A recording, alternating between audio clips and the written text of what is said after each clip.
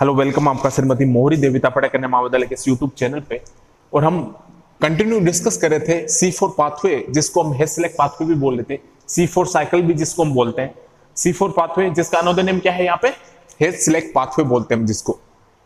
तो यहाँ पे सबसे पहले मैंने आपको क्या बताया था कि ये दो सेल्स में कंप्लीट होता है, मेसोफिल सेल में और बंडलसी सेल में। C4 पाथवे है, C4 साइकिल है, हेस्लेक पाथवे है। तो दोनों सेल में क्या होता है, ये कंप्लीट होता है मेसोफिल सेल में और बंडलसी सेल में। अब सबसे पहले यहाँ पे क्या होता है, फोस्फोइनोल पायरुवेट जिसको हम पेप बोलते हैं, कार्बन डाइऑक्साइड से क्या करेगा, रिएक्ट करेगा कहां पे, मेसोफिल सेल के अंदर। और एंजाइम जो काम करेगा, कौन सा एंजाइम काम करेगा, पेप कार्बोक्सिलेज एंजाइम काम करेगा।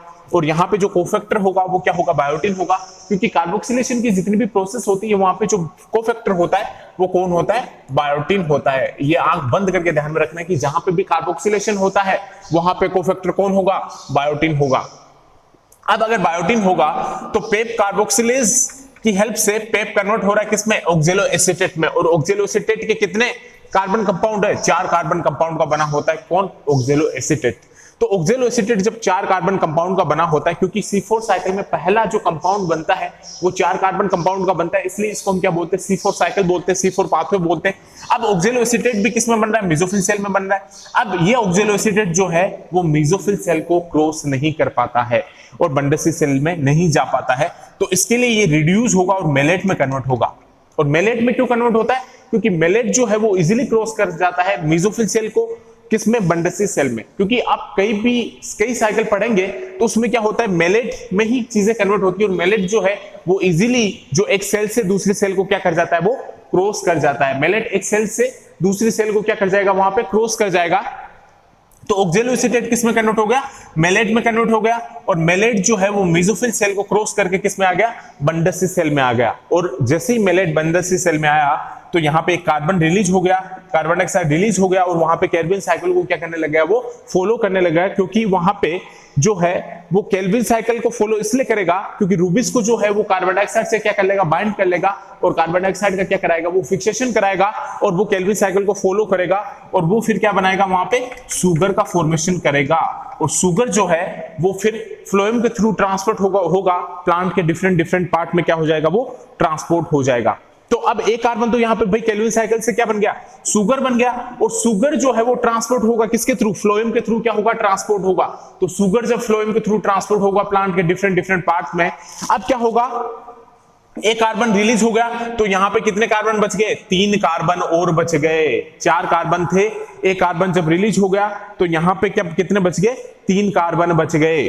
अब जब 3 कार्बन बच गए, भाई 4 कार्बन कंपाउंड था और क्या हो गया, एक कार्बन रिलीज हो गया, तो यहां पे कितने कार्बन बचेंगे, 3 कार्बन बचेंगे।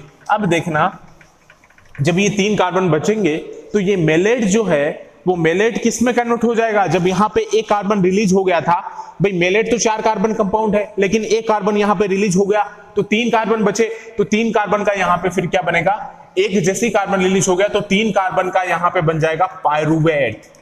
क्या बनेगा, पायरुवेट बनेगा। तो एक कार्बन रिलीज है तो 3 कार्बन का बनेगा ये पायरुवेट, क्योंकि मेलेट तो 4 कार्बन का है, लेकिन एक कार्बन यहां पे रिलीज हो गया तो 3 कार्बन हमारे पास बचे हैं, तो पायरुवेट बनेगा।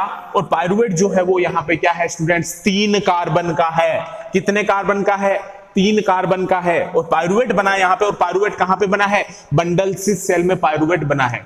किसमें बना है, बंडलसी सेल में पायरुवेट बना। और पायरुवेट जो है वो यहां पे कितने कार्बन का है, 3 कार्बन का है। ये चीज आपको ध्यान में रखनी है।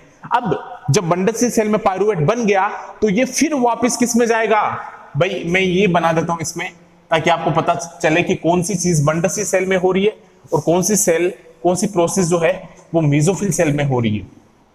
तो ये हम एक इसको घेरे में ले लेते हैं कि कौन सी सेल बंडलसी सेल में हो रही, कौन सी मेसोफिल सेल में हो रही है। अब देखो पायरुवेट बना है बंडलसी सेल में, अब पायरुवेट कन्वर्ट होगा, पायरुवेट वापस जाएगा मेसोफिल सेल में, और मेसोफिल सेल में जाके कन्वर्ट हो जाएगा वापस किसमें, फोस्फोइनोल पायरुवेट में। पायरुवेट किस में कन्वर्ट हो जाएगा वापस, फोस्फोइनोल पायरुवेट में क्या हो जाएगा। पायरुवेट देखो बंडलसी सेल में बना है, अब पायरुवेट बंडलसी सेल से मेसोफिल सेल में वापस जाएगा, और वापस जाके ये कन्वर्ट होगा किसमें, फोस्फोइनोल पायरुवेट में क्या हो जाएगा, ये कन्वर्ट होगा। तो फोस्फोइनोल पायरुवेट में जब कन्वर्ट होगा तो एटीपी प्लस पायरोफोस्फेट जो है वो कन्वर्ट हो जाएगा एमपी। किसमें कन्वर्ट हो जाएगा, यहाँ पे एमपी प्लस पीपीआई में क्या हो जाएगा, ये कन्वर्ट हो जाएगा। एमपी प्लस पीपीआई में क्या हो जाएगा, ये कन्वर्ट हो जाएगा। तो ये चीज आपको ध्यान में रखनी स्टूडेंट। ये पूरा प्रोसेस है C4 साइकिल का।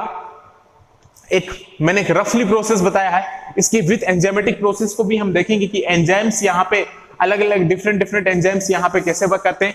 तो ये एक सिनेरियो मैंने बताया आपको, पूरा एक रफली सिनेरियो बताया कि जो दो सेल है, मेसोफिल सेल और बंडसी सेल, वहां पे C4 साइकिल या हेस-लेग पाथवे क्या होता है, कंप्लीट होता है। कौन सी दो सेल में, मेसोफिल सेल में और बंडसी सेल में।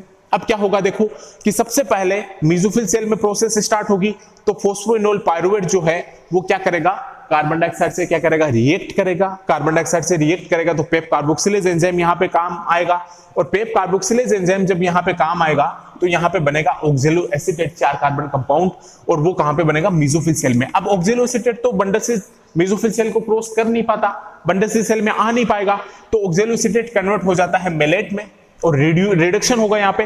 और जब मेलेट में कन्वर्ट हो जाएगा तो मेलेट सबसे पहले तो कहां बनेगा, मेसोफिल सेल में बनेगा। अब मेलेट मेसोफिल सेल से कहां पे आ जाएगा, बंडसी सेल में आ जाएगा, और जैसे ये बंडसी सेल में आएगा, यहां से एक कार्बन क्या हो जाएगा, रिलीज हो जाएगा। 4 कार्बन कंपाउंड, एक कार्बन रिलीज हो गया तो यहाँ पे कितने कार्बन बचेंगे, फिर 3 कार्बन बचेंगे। और एक कार्बन रिलीज हो गया, कार्बन डाइऑक्साइड रिलीज हो गया, तो ये केल्विन साइकिल को परफॉर्म कराएगा, means carbon dioxide fixation process को परफॉर्म कराएगा, और केल्विन साइकिल को परफॉर्म कराएगा तो यहाँ पे रूबिस्को एंजाइम क्या करेगा, काम करेगा, और केल्विन साइकिल से फिर किसका प्रोडक्शन करेगा, शुगर का प्रोडक्शन करेगा। और जब शुगर का प्रोडक्शन करेगा तो फ्लोएम के थ्रू शुगर क्या होगी, ट्रांसपोर्ट होगी प्लांट के डिफरेंट पार्ट में। अब देखो एक कार्बन रिलीज हो गया तो यहाँ पे 3 कार्बन बचे, और 3 कार्बन बचे तो मेलेट जो है वो किस में कन्वर्ट हो जाएगा, पायरुवेट में कन्वर्ट हो जाएगा। और पायरुवेट बनेगा किस में, बंडसी सेल में ही क्या बनेगा, पायरुवेट बनेगा। और ये पायरुवेट वापिस क्या होगा, क्रॉस करेगा बंडसी सेल को, और किस में जाएगा, मेसोफिल सेल में जाएगा पायरुवेट। तो पायरुवेट जब मेसोफिल सेल में जाएगा, और पायरुवेट कितने कार्बन का है, 3 कार्बन का है। पायरुवेट कितने कार्बन का है, 3 कार्बन का है।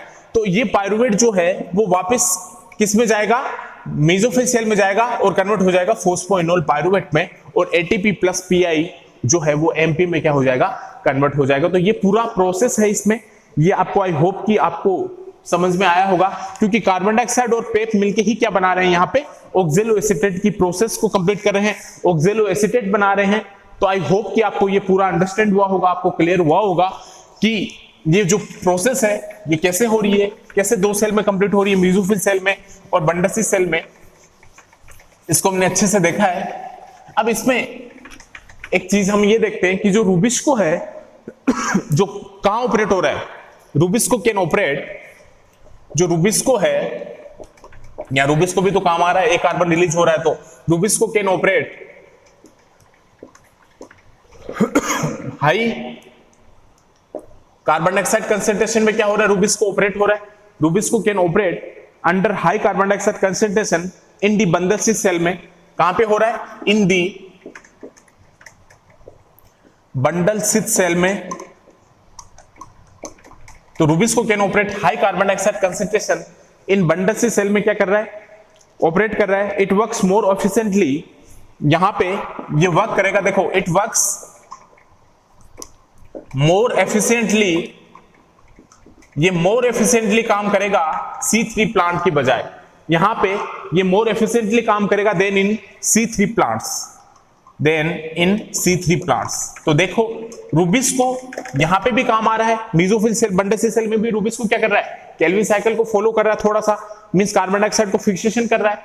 तो अगर कार्बन डाइऑक्साइड को फिक्स कर रहा है तो ये क्या बोल रहा है कि rubisco can operate high carbon dioxide concentration में। रूबिस्को क्या हो रहा है, यहाँ पे ऑपरेट हो रहा है, और कहां पे ऑपरेट हो रहा है, कौन सी सेल में, बंडसी सेल में ऑपरेट हो रहा है, बिल्कुल हो रहा है, और वर्क्स मोर एफिशिएंटली, और ये जो है वो ज्यादा एफिशिएंटली काम करता है C3 प्लांट की बजाय। भाई ये प्रोसेस तो C4 में हो रही है ना, तो C3 प्लांट की बजाय ये वर्क्स करेगा मोर efficiently then in C3 plants, means C3 plant की बजाय ये यहां पे मोर एफिशिएंटली क्या करेगा, वर्क करेगा।